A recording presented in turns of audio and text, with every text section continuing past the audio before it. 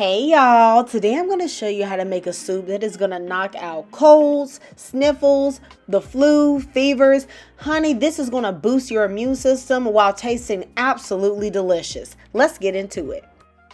I'm going to start cleaning my chicken feet.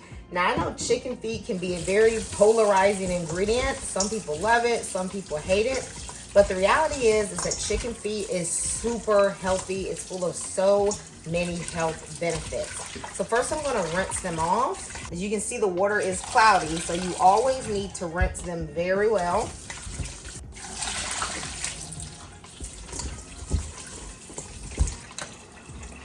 Now you can see the water is clear. So the residual kind of gunk that's around it has been removed.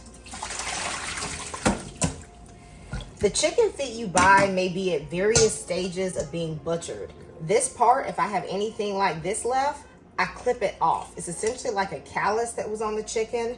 I will take that off. Now, some people like to remove the nails. You actually don't have to. I know that makes some of you guys are really mad, but what you see here is not actually the nail of the chicken. It has been peeled, and so this is like the underside, like the under part of your nail. Think about your nail bed. If you take that off, it's like what's under there. So that's actually what this is. It is not the actual nail of the chicken.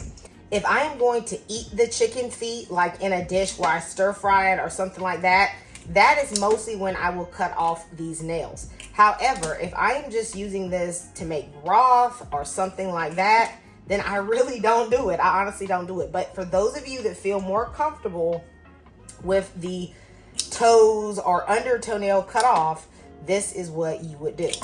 Eat chicken feet. Guys, these are full of collagen. Like, this is like super duper healthy. It's very healing. Collagen is one of the most abundant proteins in your entire body. So by eating collagen rich foods, you get so many benefits for your joints, your skin, your hair, your nails. I'm going to squeeze some lime over the chicken feet. I like this acid to give them a bit more of a fresh taste. You can also use vinegar. I know a lot of people say that lemon and lime kill germs. I'm honestly not super convinced of that in a small capacity like this, but I do think that it gives them a very nice freshness. I'm going to allow this to soak for about 10 to 15 minutes. All right, it's been about 15 minutes. Now I'm going to drain off my chicken feet. And immediately you want to clean your sink with some soap. I'm going to prep some of the vegetables that I'll be using for the broth. I'm going to add these fennel tops. Are you guys on fennel? Y'all, fennel is like this vegetable a lot of people don't talk about, but it's really good. I love fennel. When I choose carrots, I'll choose the carrots that are like small in the bunch. Like, who wants to peel and chop that up, right? Or ones that are just kind of ugly. Same with my celery. I'm going to choose vegetables that are not in their prime. I have some ginger and just half of a leftover onion. Now we're going to start putting together the broth. I'm going to cut off the tops and the bottom and the outer layer of the fennel. That is going to be placed in the broth, but the inside I'm going to save because I'm going to chop this up into the soup. This is a bundle of parsley from my garden, the onion. Y'all, ginger is so good for you. If you are not feeling well, ginger is very spicy. It has tons of nutrients in it. These carrots, as we know, have tons of vitamins. Now with the celery, I'm gonna cut off the top because that doesn't look that good. And this part, you know, has seen a better day, but it's okay. What you don't wanna put in your broth is things that are rotten. If it is rotten, it can't go in your broth. If it just looks, you know, beat up, that's fine. I'm also going to add all of these other herbs. Now I have rosemary. Rosemary is scientifically proven to increase bile production, so it helps with digestion. So rosemary is a wonderful addition, as well as thyme and sage and oregano. These herbs are very healthy. And of course, I'm going to add in the chicken feet. I'm also adding in garlic with the garlic skins. You can add the skins of onion, garlic, or any of these vegetables because they're gonna get strained out. I'm putting peppercorns and bay leaves. On the very top, I'm going to put my chicken thighs. Now these are boneless, skinless chicken thighs. Ideally, I would use bone on, skin on, but I did not have them.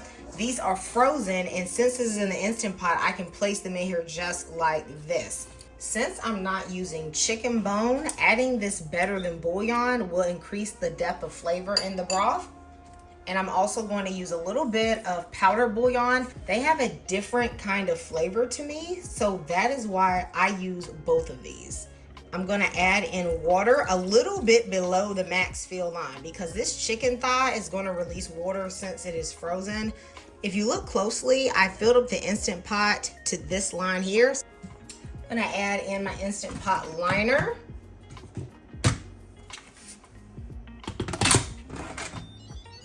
I'm going to pressure cook this for 20 minutes and then allow it to natural pressure release for at least 30 minutes. I'm gonna start prepping the other vegetables that I'm gonna add into the soup.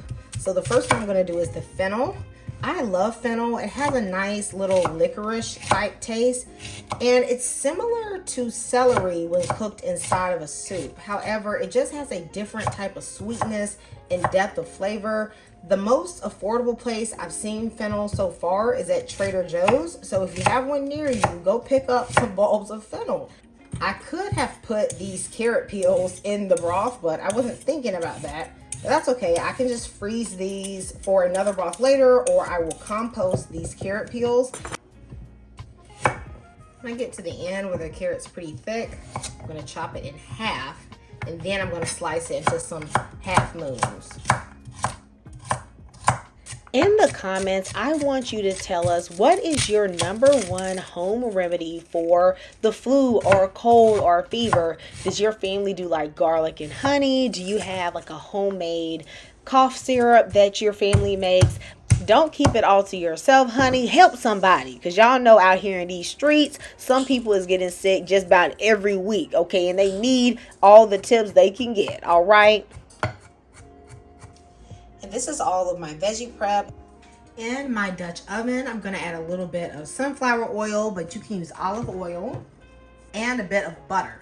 I like using both because the sunflower oil or olive oil is going to keep the butter from burning, and y'all know butter got that nice flavor.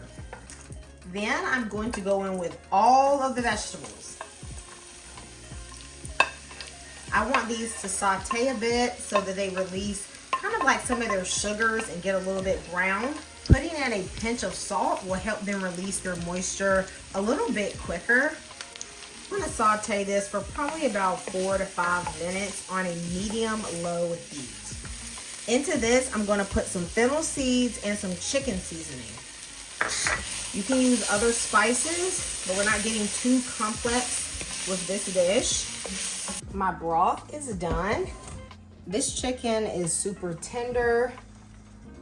It's delicious, and so I'll be chopping it up, but I want to strain out the chicken feet and everything else. I mean, actually, you could eat the chicken feet. Chicken feet are definitely edible, even in their whole state, but I know how y'all is. Y'all gonna be like, girl, you want to eat that? Nah, I'm not trying to eat that. My husband will eat it, though. He actually loves chicken feet. It's important to grab your Instant Pot with some silicone mitts, something so you don't burn your hand, because I promise you, if some of that broth gets absorbed into your mitt, you are going to be hollering. Okay, that broth is so hot.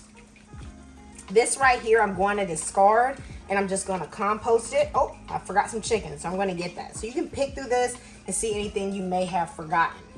As you can see, we have a beautiful and very tasty and highly nutritious broth. This is the basis of this soup.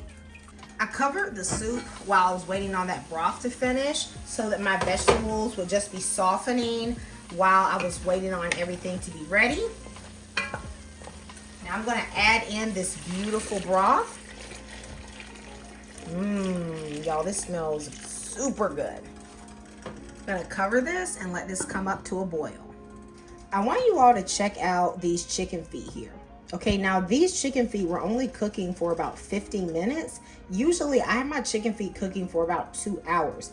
So if you look closely, you'll see that there's still a lot of collagen in these chicken feet, okay? They have not released all of their nutrients just in this one recipe. So what you could do is actually pick out the chicken feet, which is what I'm going to do, and I'm going to save them and I'm going to pressure cook them again with some new vegetables, and I'll make another soup. I'm going to take 2 forks and I'm gently going to pull apart the chicken into large chunks. Even just by tossing it a bit, the chicken will start to come apart. Okay, so this chicken is good. Have you guys ever eaten farro before? I like farro because it has a quick cooking time. Now you could use rice, but this has a good amount of fiber, has at least a little bit of fiber in here, which I love, and it's a nice alternative to pasta. So I'm gonna add 1/3 of a cup, which really isn't all that much actually. It's just enough so that there's a little bit of texture in there. If you want more grain, you can add up to about 3/4 of a cup. And I'm gonna simmer this for about 10 minutes until the farro is cooked. If you decide you wanna make this soup with brown rice, I think that's fine. But if you look here, the cook time on brown rice is like 45 to 50 minutes, which I think is just way too long to be simmering in the pot with the vegetables. So I would make the brown rice first separately, probably while the broth is going, and then add it to the soup after it's cooked. However, if you want to make white rice, that can cook inside of the soup here. Thicken up my soup, I'm going to use 2 eggs, and I am using pasteurized eggs. I really like them because their flavor is a bit richer than your store-bought conventional eggs. In order to separate the yolks, I'm just going to toss that yolk back and forth between the 2 shells, and you'll see that the egg white will just drop. If you have a little bit of the white, that's really it's not a big deal. One day my store ran out of pasture-raised eggs, so I had to buy the conventional eggs, and y'all, I was not happy. When I got home, they just tasted so bland to me. To assist with tempering the eggs and also to add a delicious flavor, we are going to add the juice of a lemon. Now, I don't think you can skip the lemon. The lemon adds such a nice taste. What I'm gonna do is just take the lemon and squeeze it over my fingers, and that is going to catch the seeds. I'm gonna remove some of the warm broth to help temper the eggs.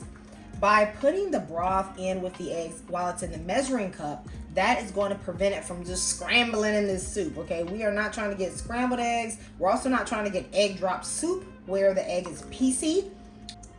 While I add in the broth, I'm going to whisk vigorously. So I want the broth to evenly distribute itself in the eggs, but I don't want the eggs to be cooking.